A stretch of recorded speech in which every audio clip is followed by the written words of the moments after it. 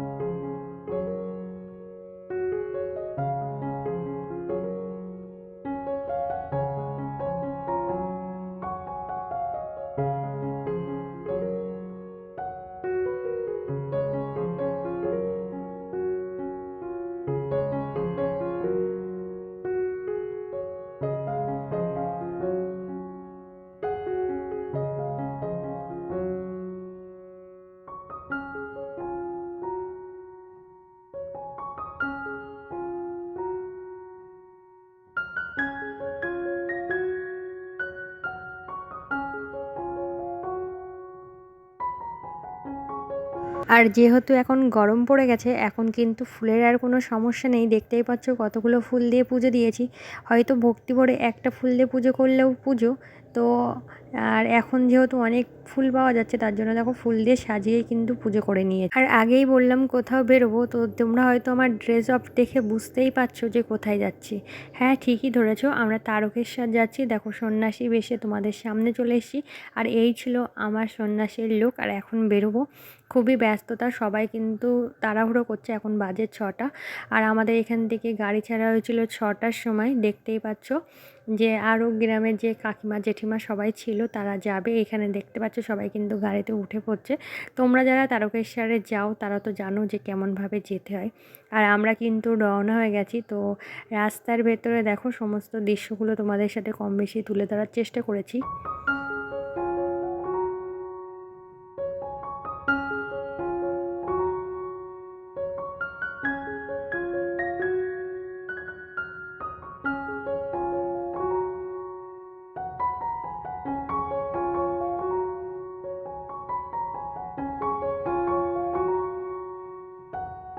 আর দেখো, এখন আমাদের গাড়িটা কিন্তু গঙ্গার উপর দিয়ে যাচ্ছে। আর এখানে কিন্তু সবাই পয়সা দিচ্ছিল গঙ্গার ভেতরে।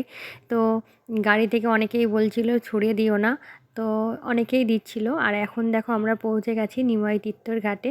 তোমরা যারা তারকেশ্বর গেছো তারা হয়তো জানো যে নিমাই তিত্তর ঘাটে এইখানে কিন্তু গঙ্গা স্নান করে আর শিবগোত্র নিয়ে তারপরে কিন্তু এখানে মালসা করা হয়, তারপরে কিন্তু এখান থেকে জল নিয়ে তারকেশ্বরের উদ্দেশ্যে রওনা দেওয়া হয়। তো আমরাও এইখান থেকে দেখো ঘট কিনে নিচ্ছিলাম, যে যেমন মানে কেউ বড় কেউ ছোট, যে যেমন পেরেছে। আর আমার তো গাড়িতে আস্তে আস্তে অবস্থা পুরো বেহাল হয়ে আছে, যেমন চুলের অবস্থা তেমন মুখ চোখের অবস্থা।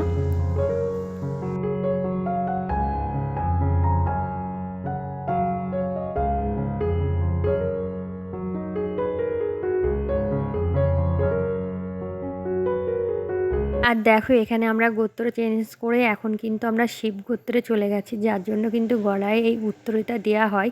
আর এই হলো নিমাই তীর্থের ঘাট। এইখানেই কিন্তু গঙ্গাতে স্নান করে নিমাই গেছিলেন তারকেশ্বরে জল দিতে, তার উদ্দেশ্যেই কিন্তু সেই স্মৃতিকেই স্মরণ করে এখানে কিন্তু আজও জল নিয়ে এখান থেকে কিন্তু যাওয়া হয়। আর এখান থেকে দেখো আমি কিন্তু এখন গঙ্গা স্নানের উদ্দেশ্যে রওনা দিয়েছি। আর তার আগেই তোমাদেরকে বলি আমার যা অবস্থা হয়েছিল, ওই যে কথাই বলে না, বাবার পাওয়া তো আর এত সহজ না, আর বাবাকে দর্শন করাও এতটা সহজ না।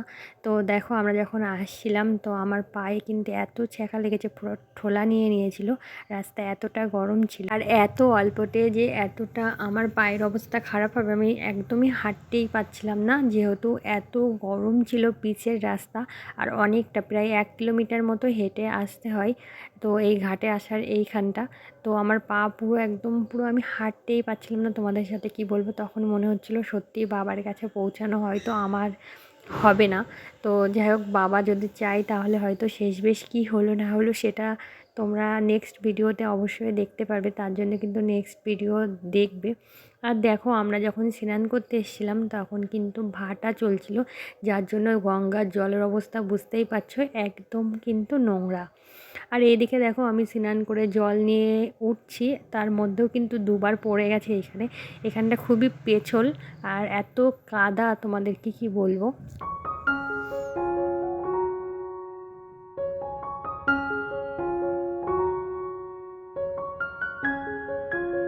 আর এইদিকে দেখো সমস্ত সবাই মালসা করে এখানে খাওয়া দাওয়া করছে। তো তোমাদের সাথে যতটা পেরেছি শেয়ার করে নিয়েছি। আর এইখানে দেখো আমি আবার ড্রেস আপ করে নিয়েছি, এখন তারকেশ্বরের উদ্দেশ্যে রওনা দেবো। আর এইখানটায় নিয়ে এত গরম তোমাদেরকে কি বলবো। আর এইদিকে দেখো আমরা চলে এসেছি এখন ডাকাত কালীর মন্দিরে। তো এইখানে কিন্তু শিব মন্দির আছে, কালী মন্দির আছে।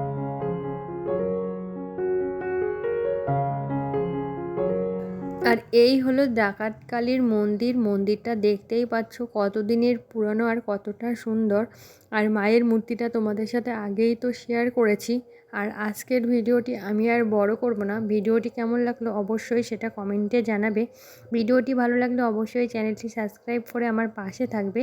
আর নেক্সট দিন তারকেশ্বরে কখন পৌঁছাচ্ছি কী করছি সবটাই তোমাদের সাথে শেয়ার। তো তোমরা সকলে ভালো থেকো, সুস্থ থেকো, হাসি খুশি থেকো। টাটা।